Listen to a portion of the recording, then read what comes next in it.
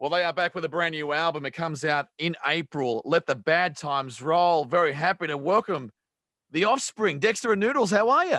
Doing great, thank Becko. you. How's it going, Becko? We're doing okay. We're doing okay. It's almost like this album is coming to save 2021, off to a rocky start, but this is going to be... No pressure. Yeah, no pressure. Yeah. If we can just pull the whole world back from the edge a little bit, we'll be happy. I mean, it's been the longest wait for an Offspring album, but I guess it's appropriate, being your 10th album, waiting for the right moment to get it out there. Yeah, part of it was just, we've been working a lot, traveling a lot, and then recording a lot. Dexter went back to school and got his PhD. I did. We're very proud of him for that. Thank you. And then we probably, we were close to the record being done when the pandemic hit. We had plans to put it out, and we didn't want to put it out when we couldn't tour. So we decided to, just kind of take another look at the record, tighten it up a little bit, and we just couldn't wait anymore. And I know we're still, in the middle, or hopefully at the tail end of this, towards the end of this pandemic, but we just didn't want to make the fans wait anymore. We wanted the fans to be able to hear this stuff. And a lot of recordings have been done over the course of, what are you saying, over the last 9 years, pretty much. So it's just been a bit here and a bit there, and finally you got an album. I mean, sort of. I think there's a few songs that have been around for a few years, but I'd say the majority of the stuff has been in the last couple of years. And the title track is the first taste of it, Let the Bad Times Roll. I got to ask you, are you a Cars fan? Is that what it's from? Well, yes, we are big fans of the Cars, but I think the saying "Let the Bad Times Roll" just kind of fits our times. It just seems apropos, right? I mean, it's been a rough couple years, and unfortunately, we're not out of the woods yet. Oh, it's totally appropriate. I mean, I know you sort of wrote and recorded sort of just before COVID, but it feels like it could have been written and recorded yesterday. It was just so appropriate. Well, that's the thing, it's kind of still going on. I mean, we're always, we try to remain hopeful as a band in all our music and stuff. So, hopefully things are on the horizon to get better, but we're still fighting some tough times. Yeah. We're trying to make a record that was, I don't know, something that we just felt good about making, not really trying to go one direction or another. And it ended up being something that I feel is really an aggressive record for us. I mean, I put it back there with Americana, kind of.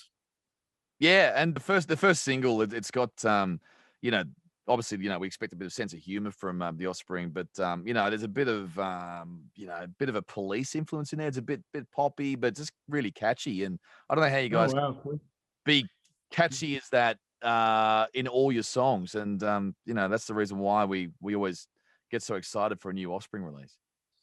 Thank you very much. I think that we're taking kind of a serious subject, but still, when the chorus comes around, it's still very tongue-in-cheek. I think at the end of the day, you do have to roll with it. You got to roll with the tough times. So it's been 9 years. Tell us about the PhD, Dexter. I mean that's exciting. That's not a rock and roll thing you expect, Thank you. Well, in the next 45 minutes, I'll tell you all about what it means. I was a grad student when the band broke, and so I decided to drop my studies and pursue the band, but I always wanted to go back. And so I finally decided now was the time, and I went back, and I thought it would only take a year, but it took more like 5 years. And that's part of why it took so long for us to finish the record. But my degree it's a doctorate in molecular biology, and I'm doing it was HIV research, and I'm really glad that I did it. And Noodles, any sort of kids science projects you've been doing as well, or I was trying to find out the effects of a grip of vodka on the human liver, with weekly intake. Right. Yeah. Fascinating subject. Yeah. Daily, weekly intake. Yeah. It takes a lot of lab work, a lot of experimentation. Yeah. Just lighting your own farts. I mean, there's some science. Yeah. Oh, it's the blue flame. Yeah. You know what? When you drink enough vodka, you can't see the flame. That's exactly right. It's the purest of pure. Yeah. But so with COVID, a lot of people have been sort of having a bit of time to, discover new things and spend time with the family. Has it been boring, or has it been actually a nice sort of time?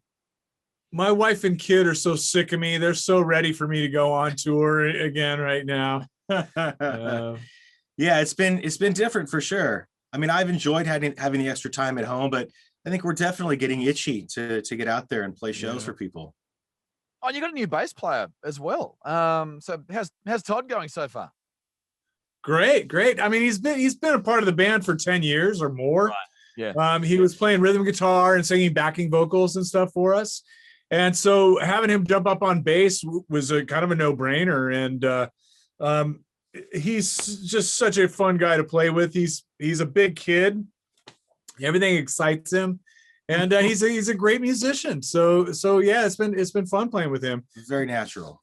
I mean, everyone has drummer jokes and also bass player jokes as well. But if he's been part of the band for the last 10 years, he's well and truly in the club, so there's no initiations to have. I'm Oh assuming. no, there's still you still got to heckle him for sure. Yeah, Right. So I guess we're now just hoping we can lock in a tour for you guys, because it's kind of weird to put an album out. But this is the first time it's really happened for a lot of bands where they're putting an album out and they're not able to go and do promo for it. The Zoom chat is actually quite a convenient way of doing it for everyone. yeah, it is. But I wouldn't want to keep doing this. I mean, eventually we want to come to Australia and come down to visit you in the studio. We miss that, and you can't. There's no way to fake a live concert. You can do live streaming, you can do things that are fun and different and unique, but it still pales in comparison to an actual live concert, where you're there and you're feeling the bass hit you in the chest, And the personal connection. I mean, it's real. When absolutely. Yeah. The things we say, when we're pointing people out in the audience and talking to them one-on-one, there's no way to duplicate that over Zoom or, through streaming. So we're looking forward to getting back live. But until then, you got to do what you can to make things work and not go crazy. Just try to be creative. And, it is great getting to do things with our fans, instantly, over, Instagram Live or whatever, on Twitter, Facebook, things like that. Yeah, it's made a lot of people closer to their fans, that's for sure, and it's so accessible now. But one thing's for sure, the break in touring is going to make everyone really hungry to go and see some live bands. And I mean, the fact that you guys sold out so many shows here before COVID struck, it means that by the time you come back, you're going to be playing bigger venues, I reckon, by then. I think that's for sure. Well, we can't wait. Yeah, it'll be interesting to see how things come back. Will it be smaller venues with fewer people and then slowly build up, big venues with everybody spaced out in their own little circle? I mean, I've seen some of these things where people are glassed off from each other. Whatever it takes, let's experiment. Let's get it back to playing live music. I'm open to try anything. Eventually it will get back to normal, but what is it going to take to get us there? That'll be interesting to see. 14 days in a hotel probably, but we'll try and avoid that if we can. Yeah, all right. That's what's going on right now. We hear that bands are actually trying to make that work, and really, we'll do what it takes. Yeah. Some are sort of staying in resorts, but still doing the 14-day thing. So whatever keeps everyone happy and the crew's happy as well. Because it's not just you guys; it's the roadies who have to come along with you. And yeah, right. It's a lot. Yeah. So we're talking about Silverchair before, and I wanted to go back to sort of Aussie bands. And who do you remember when you came over here that you sort of never heard of, but you discovered them and you were actually really, really impressed? Was it people like, so Silverchair? Was it Living End? Or you might have toured with Living End possibly? Or was it the older school ones like Midnight Oil? I always loved Midnight Oil long before we ever got to play Australia. Sure. Yeah. And of course, Silverchair and Living End. Yeah. I remember Frenzal Rhomb. Frenzal Rhomb was a great band. Yeah. Yes. Remember the guy from Frenzal Rhomb stole when we're doing Big Day Out, he stole from the airplane the life vest, and he's on stage and he pulls the thing on stage and it inflates and it starts choking him and he can't sing, and he's trying to get people to cut this life vest off him, and the guitar player's just laughing at him, wondering what the hell he's doing. They don't realize he's dying because he can't breathe. That'll teach him. Yeah, that'll definitely teach him. That's bloody brilliant. And look, what Midnight Oil are back. We saw them just last night. They're back on tour. So some of those old bands just keep going and going and going. And right on. That's great. Well, Great look, that you're having shows over there. yeah, yeah. Well, that's the thing. It was a capacity show, seated, but still capacity. So I'm sitting next to people around me, and I'm thinking, God, it's been a while. You know, it was actually really nice. Wow. Jealous. So yeah, and hopefully we can sort of make it happen for you guys too. So the album, April 16, it's out. Let the bad times roll, and such a pleasure to hang out with Dexter and Noodles from The Offspring. The single's bloody brilliant. Can't wait to hear the rest of the album. Thank you very much. We're looking forward to getting it out there.